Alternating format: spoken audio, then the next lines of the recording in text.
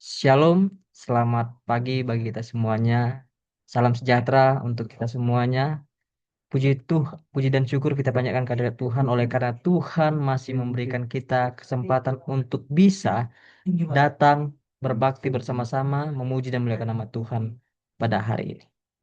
Bapak Ibu, saudara-saudari dimanapun Anda berada, pada hari ini kita akan mendengarkan firman Tuhan yang berjudul Kenalilah Dia melalui pekabaran Gunung Sinai. Bapak Ibu saudara-saudari yang diberkati oleh Tuhan,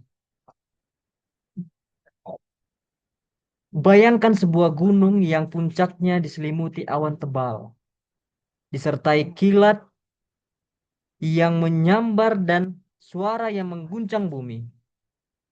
Gunung itu bergetar dan suara trompet yang semakin keras membuat semua orang gemetar ketakutan. Bukan, bukan ini bukan adegan dari film-film fiksi atau ilmiah, namun ini adalah kisah nyata dari Alkitab. Sebuah momen ketika langit benar-benar menyentuh bumi. Gunung Sinai bukan hanya sekedar sebuah tempat di peta, namun itu adalah tempat di mana Allah turun dan manusia berdiri di hadapannya. Tempat di mana kekudusannya dinyatakan, hukum-hukumnya diberikan, dan perjanjiannya pun diteguhkan. Mari kita lihat, Bapak Ibu, apa yang terjadi di Gunung Sinai, tetapi Allah memilih menyatakan dirinya di sana. Apa yang ingin ditunjukkan kepada umat-umatnya? Apakah hanya untuk memberikan hukum atau ada sesuatu yang lebih besar, lebih dalam dan lebih pribadi? Nah, pada hari ini kita akan bersama-sama melihat dan mengetahui apa yang sebenarnya ingin Allah nyatakan tentang dirinya melalui peristiwa di Gunung Sinai. Mengapa Gunung Sinai penting dalam sejarah Israel dan manusia? Yang pertama, di sana adalah tempat pertemuan langsung antara Allah dengan manusia. Untuk pertama kalinya, seluruh bangsa Israel menyaksikan bagaimana kehadiran Allah secara langsung. Hal ini merupakan momen langka dalam sejarah di mana Allah menyatakan dirinya di hadapan Tuhan dan secara kolektif melalui suara, api, awan, dan gemuruh. Itu bisa kita lihat di dalam Keluaran 20 ayat 1 sampai yang ke-21.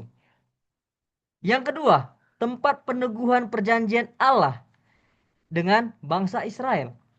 Di Sinai itu, Allah tidak hanya menyampaikan hukum, tetapi juga meneguhkan perjanjiannya di sana dengan umat-umat Israel. Di mana Allah menyatakan bahwa jika mereka setia mendengarkan suaranya dan memelihara perjanjiannya, maka mereka akan menjadi umat kesayangannya. Berikutnya, bagian yang ketiga, di mana kita lihat ada titik awal kehidupan sebagai bangsa yang dipimpin oleh hukum Allah itu sendiri.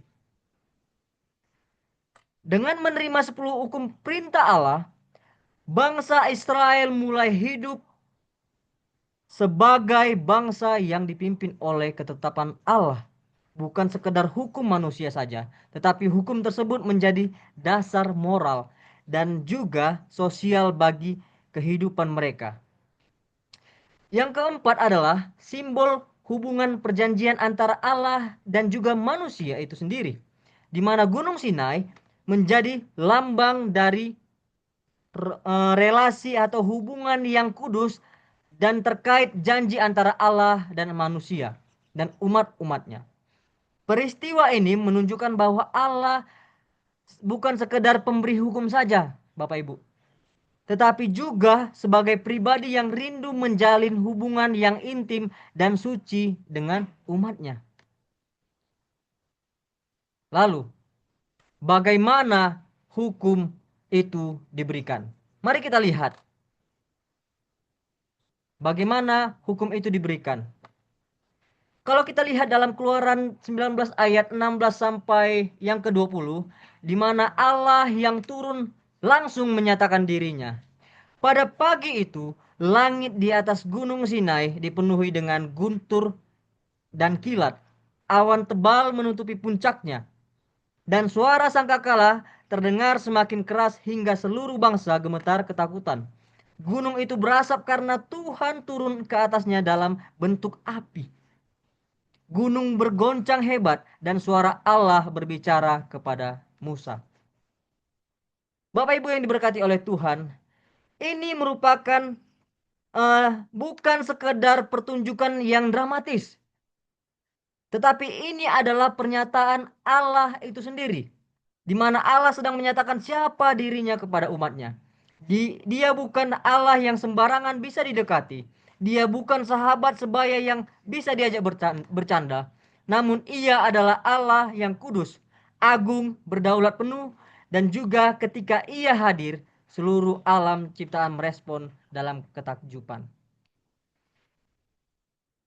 Dan terjadilah pada hari yang ketiga, pada waktu terbit fajar, ada guru dan juga kilat, dan juga disertai awan padat di atas gunung, dan bunyi sangkakala yang sangat keras, sehingga gemetarlah seluruh bangsa yang ada di perkemahan.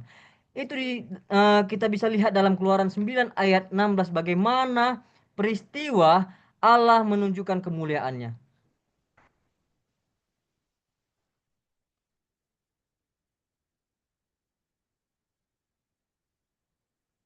Bapak Ibu yang diberkati oleh Tuhan, dimanapun Anda berada, pada saat ini Allah tidak sekedar mengirim pesan dari langit. Ia sendiri turun ke Gunung Sinai dalam kemuliaan yang luar biasa.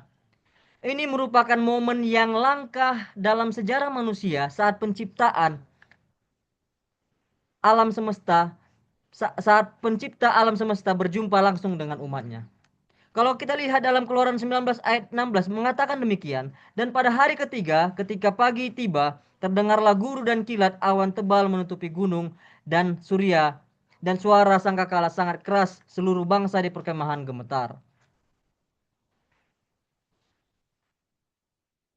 Apa artinya ini? Artinya adalah Allah menunjukkan otoritas dan kekudusannya. Gunung berguncang, langit bergemuruh. Ini merupakan peristiwa, bukan peristiwa yang biasa, namun ini adalah tanda bahwa Sang Raja Alam Semesta sedang berbicara. Hukum yang diberikan bukan dari manusia, tapi langsung dari Allah itu sendiri. Ini bukan opini atau pendapat seorang nabi atau pemimpin. Ini adalah standar Allah yang lahir dari Allah itu sendiri.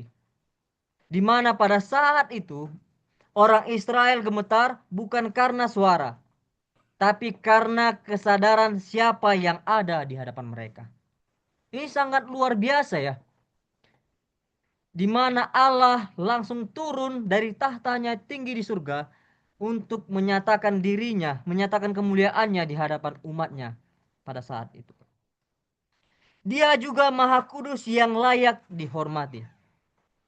Mari kita lihat di pelajaran berikutnya. Pewahyuan di Sinai bukan sekedar untuk memberi hukum, tapi untuk memperkenalkan sang pemberi hukum.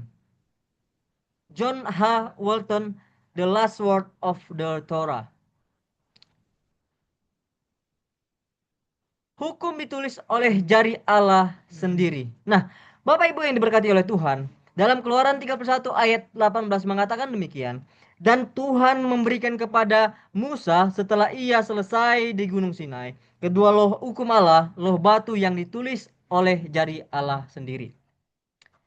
Keluaran 32 ayat 1 mengatakan juga bahwa loh-loh itu adalah buatan Allah dan tulisan itu adalah tulisan Allah terukir pada loh-loh itu.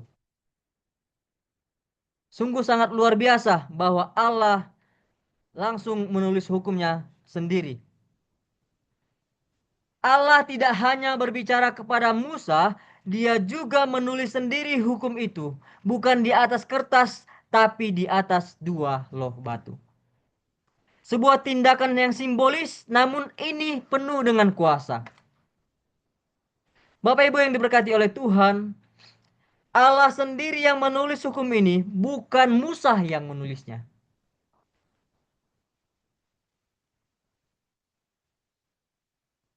Bukan nabi dan bukan pemimpin agama, tapi langsung ditulis oleh jari Allah itu sendiri. Nah, ini menunjukkan bahwa hukum Allah ini bukan berasal dari manusia, tapi langsung dari Allah yang berkuasa atas segalanya. Ditulis di atas batu, bukan di atas kertas. Menunjukkan bahwa itu tetap berlaku dan tidak akan berubah. Allah mau agar hukum ini diingat dan dijalani sepanjang zaman karena berasal dari pribadi yang tidak pernah berubah. Saudara-saudari yang diberkati oleh Tuhan, dua loh batu itu melambangkan dua pihak dalam perjanjian. Di masa lalu, saat dua pihak membuat perjanjian, masing-masing akan menyimpan salinannya. Jadi dua loh batu ini bisa dimengerti sebagai satu mewakili Allah, satu lagi mewakili umatnya. Di mana artinya adalah 10 perintah ini bukan cuma aturan, tapi juga tanda kasih dan kesetiaan dalam hubungan perjanjian antara Allah dan umat. Kalau kita lihat di dalam 10 hukum, ada bagian yang harus kita ketahui. Di mana bagian yang pertama itu merujuk pada hukum yang pertama dan juga sampai yang keempat. Hukum yang pertama sampai yang keempat ini merujuk kepada ketaatan kita kepada Tuhan Allah. Yang berikutnya di hukum yang kelima sampai yang ke-10, ini hukum yang berbicara kepada sesama manusia.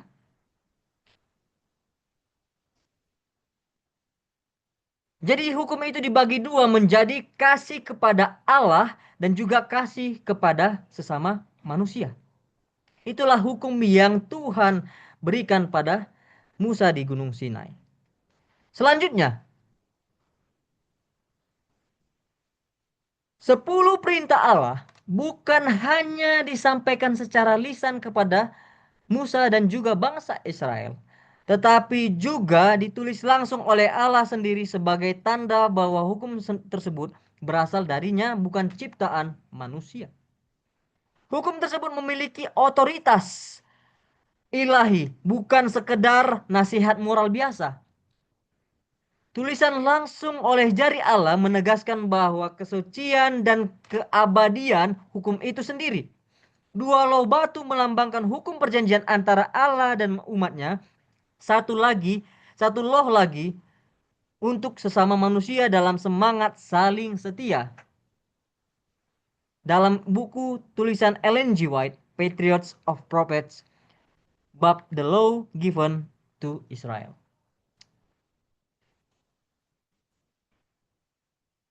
Menurut Alistair A. McGrath, dia menulis di dalam bukunya Christian Theology and Introduction, menulis ada kutipan berikut. Pemberian 10 perintah Allah adalah peristiwa perjanjian, bukan sekedar penyampaian undang-undang biasa. Ada juga yang mengatakan, Douglas K. Stuart mengatakan demikian. Tulisan hukum oleh jari Allah menunjukkan keabadian dan asal ilahi dari 10 perintah. Nah, hukum itu sendiri, kalau kita lihat di dalam Keluaran 20 ayat 18, seluruh bangsa melihat guru kilat bunyi sangkakala dan gunung berasap. Mereka takut dan berdiri jauh-jauh. Artinya diberikan dalam suasana penuh keagungan dan ketakutan, Bapak Ibu. Ketika Allah memberikan hukumnya di Gunung Sinai, itu bukan momen biasa. Suasana yang penuh ketakutan, keagungan, menunjukkan betapa kudus dan mulianya Allah. Guru kilat, suara sangkakala, dan juga gunung berasap pada saat itu, semuanya menggambarkan kemuliaan Allah yang tak terlukiskan. Orang Israel merasa takut dan menjauh karena mereka menyadari bahwa mereka sedang berhadapan langsung dengan Allah yang Maha Kuasa, yang tidak dapat didekati begitu saja oleh manusia yang berdosa. Jadi, apa yang kita pelajari yaitu adalah Allah ingin umatnya menghormati dan menghargai hukum itu sendiri. Ini bukan hanya sekedar peraturan biasa, tetapi firman Allah yang kudus dan penuh kuasa itu ada dalam 10 hukum itu. Ketakutan yang dirasakan bukanlah ketakutan yang mencekam, melainkan rasa hormat dan takjub terhadap Allah yang begitu besar dan begitu kudus.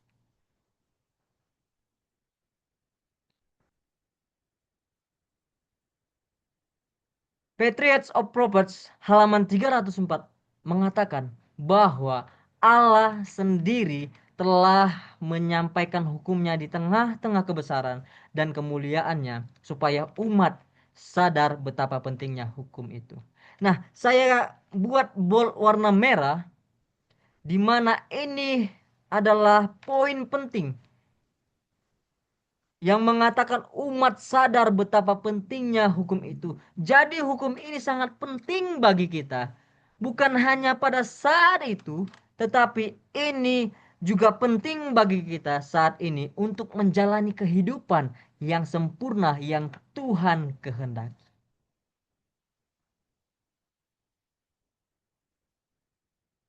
Dua loh batu itu adalah simbol perjanjian dan juga kesetiaan. Keluaran 24 ayat 12 mengatakan demikian. Aku akan memberikan kepadamu loh-loh batu, hukum dan perintah yang telah kutuliskan untuk diajarkan kepada mereka. Kesimpulan dari ayat ini, pemberian hukum di Sinai bukan soal peraturan hidup, tapi Allah menyatakan kemuliaannya, menunjukkan keagungannya. Hukumnya berasal langsung dari tangan Allah, penuh otoritas, diberikan dalam suasana kudus dan penuh hormat. Hukum yang sakral menjadi dasar perjanjian, di mana perjanjian ini dasarnya adalah Allah ingin hubungan yang setia, bukan sekedar ketaatan biasa. Saudara-saudari yang diberkati oleh Tuhan Yesus Kristus, ada jenis-jenis hukum dalam perjanjian lama. Mari kita lihat satu persatu. Hukum moral, di mana 10 hukum ini berlaku kekal sampai kedatangan Tuhan yang kedua kali. Hukum sipil, ini merujuk kepada pemerintahan pada saat itu.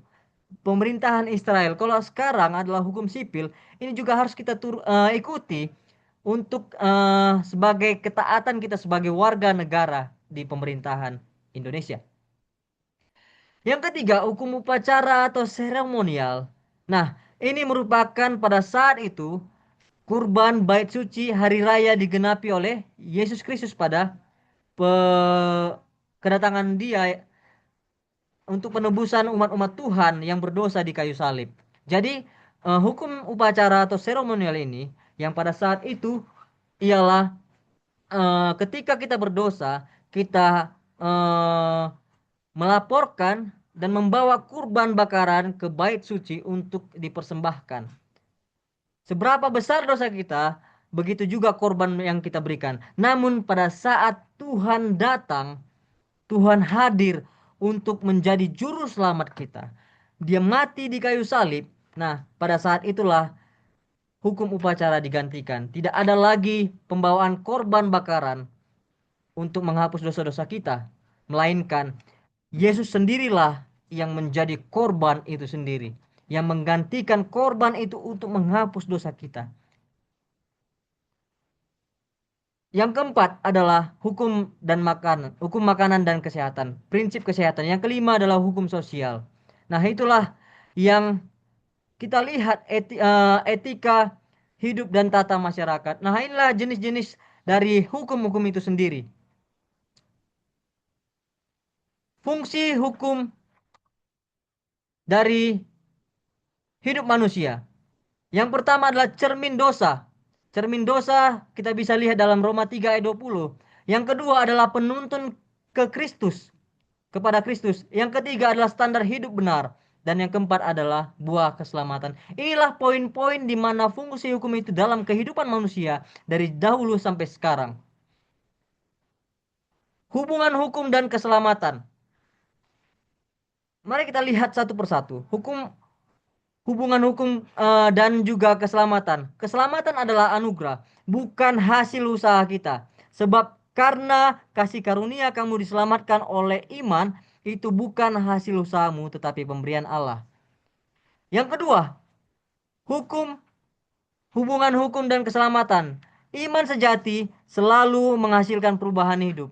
Jadi iman tanpa perbuatan adalah mati seperti yang dikatakan Yakobus 2 ayat 17.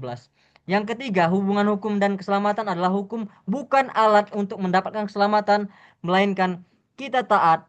Kita tidak taat supaya diselamatkan, tetapi kita taat karena sudah diselamatkan. Sebagai tanda kasih dan syukur kita kepada Allah. Kekekalan hukum Allah. Di dalam Mazmur 111 ayat 7 sampai 8, segala perbuatan tangannya adalah kebenaran dan keadilan. Segala titahnya teguh, kokoh untuk seterusnya dan selamanya.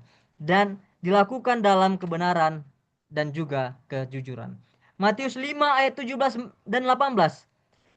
Janganlah kamu menyangka bahwa aku datang untuk meniadakan hukum Taurat atau kitab para nabi. Aku datang bukan untuk meniadakannya, melainkan untuk menggenapinya. Karena sesungguhnya aku berkata kepadamu, sebelum langit dan bumi lenyap, satu tota atau satu titik pun tidak akan lenyap dari hukum Taurat sebelum semuanya terjadi. Wahyu 14 ayat 12 mengatakan demikian. Yang penting di sini ialah ketekunan orang-orang kudus yang menuruti perintah Allah dan iman kepada Yesus. Jadi Bapak Ibu yang diberkati oleh Tuhan Yesus Kristus dimanapun kita berada, di akhir zaman umat-umat Allah tetap dikenal sebagai mereka yang memegang teguh hukum Allah dan percaya sepenuhnya kepada Yesus. Hukum dan kasih akan selalu berjalan bersama, bukan saling bertentangan. Inti dari hukum Allah adalah kasih. Matius 22 ayat 37 sampai 40 mengatakan demikian. Jawab Yesus kepadanya, kasihilah Tuhan Allahmu dengan segenap hatimu dan dengan segenap jiwamu dan dengan segenap akal budimu. Itulah hukum yang terutama dan yang pertama. Dan hukum yang kedua yang sama dengan itu ialah kasihilah sesamamu manusia seperti dirimu sendiri. Pada kedua hukum inilah tergantung seluruh hukum Taurat dan kitab para nabi. Isi 10 hukum Allah. Yang pertama, jangan ada Allah lain di hadapanku. Ini artinya adalah setialah hanya kepada Tuhan, jangan pernah memberi tempat di hati kita untuk Allah lain, untuk Allah-Allah lain yang menggantikan Allah itu sendiri. Yang kedua, jangan membuat patung bagimu dan menyembah berhala. Artinya Bapak Ibu, sembahlah Sang Pencipta, bukan ciptaan. Ibadah kita harus murni hanya kepada Allah, bukan kepada benda atau gambar apapun. Ketiga, jangan menyebut nama Tuhan Allahmu dengan sembarangan. Artinya, kita harus menghormati namanya. Namanya adalah suci. Nama Tuhan harus disebut dengan penuh hormat. Bukan untuk sumpah palsu atau ejekan atau hal-hal yang sia-sia. Karena ketika kita mengatakan sesuatu nama Tuhan, menyebut nama Tuhan dengan sembarangan, maka disitulah kita tidak menghormati namanya yang kudus dan yang suci itu. Yang keempat, ingatlah dan kuduskanlah hari Sabat. Hargai hari peringatan ciptaan dan pembebasan. Sabat adalah waktu khusus untuk mengingat karya Allah dan beristirahat dalam hadiratnya. Jadi Tuhan Allah itu sudah menyediakan 6 hari kita untuk bekerja. Satu hari yang diminta Tuhan untuk kita kuduskan. Kita beristirahat dan memuji dan muliakan nama Tuhan pada hari itu. Perhentian di hari yang ketujuh atau hari Sabat. Yang kelima, hormati ayah dan ibumu. Ini artinya adalah hormati otoritas keluarga. Hubungan yang sehat dengan orang tua menjadi dasar hubungan sosial yang baik. Bangunlah hubungan yang baik dengan orang tua, maka umur kita akan diperpanjang. Yang keenam, jangan membunuh. Artinya adalah menghormati kehidupan antara yang bernyawa. Setiap bernyawa sangat berharga di hadapan Allah. Jangan berzina. Jaga kesucian. Hubungan kesetiaan dalam hubungan menunjukkan hormat kepada Allah dan juga pasangan. Jangan mencuri. Yang kedelapan, hargai milik orang lain. Kepemilikan orang lain harus dihormati. Seperti kita kita ingin dihormati. Begitu juga kita harus bagaimana kita menjaga kepemilikan orang lain dan jangan mengambilnya dengan sesuka hati kita. Yang kesembilan, jangan berdusta. Arti jangan berbohong, mengucapkan saksi dusta, kesaksian-kesaksian palsu. Hiduplah dalam kebenaran. Kejujuran membangun kepercayaan, mencerminkan karakter Allah. Jika kita mengucapkan yang baik-baik, maka kita sudah mencerminkan bagaimana karakter Allah yang pada saat dia datang menjelma menjadi manusia. Yang ke-10, yang terakhir, hukum Allah. Jangan mengingini milik sesamamu. Artinya adalah jagalah hati kita dari keserakahan dan iri hati terhadap kepunyaan orang lain. Jika orang lain memiliki kelebihan, maka kita harus bersyukur akan apa yang kita miliki. Jangan kita pandang kelebihan orang lain itu menjadi rasa iri hati, kecemburuan bagi kita. Belajarlah bersyukur atas apa yang telah Allah berikan kepada kita. Mengenal Allah melalui hukumnya. Barang siapa mengatakan aku mengenal dia, tetapi tidak menuruti perintahnya, ia adalah pendusta. Di dalamnya tidak ada kebenaran. Pertanyaan bagi kita. Sudahkah kita mengenal dia? Sudahkah kita sungguh-sungguh mengetahui dia, memahami dia? Atau hanya kita tahu, tapi kita tidak memahami apa yang Tuhan teladani bagi kita? Dalam Yohanes 14 ayat 15 mengatakan demikian, jika kamu mengasihi aku, kamu akan menuruti segala perintahku. Demikianlah pekabaran firman Tuhan mengenali dia melalui Gunung Sinai. Kiranya ini boleh mengangkat keimanan kita untuk kita lebih mengetahui dan mengenal Allah melalui hukum-hukumnya. Kiranya kehidupan kita terpancar karakter Tuhan. Tuhan Yesus memberkati.